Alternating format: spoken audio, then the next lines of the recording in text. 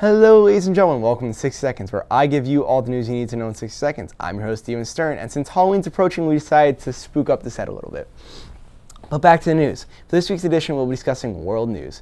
Teachers in Chicago have launched a mass strike with about 25,000 teachers and support staff refusing to show up for their jobs, leaving hundreds of thousands of students stranded with no classes.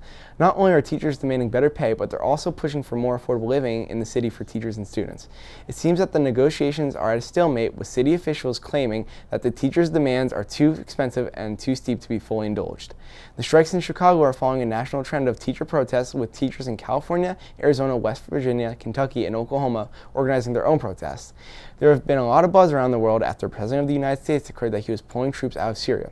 After declaring this, the President was immediately put under fire for his decision. There was a very similar situation that happened in December of last year, where Trump announced that he was withdrawing soldiers from Syria only to reverse this decision. After receiving backlash from both parties, President Trump is now leaning in favor of a new plan which relocates soldiers to other parts of the Middle East like Afghanistan and Iraq, and leaving some soldiers in eastern Syria. That's all the news I have for you today. Tune in next week for another episode of 60 Seconds with Stern.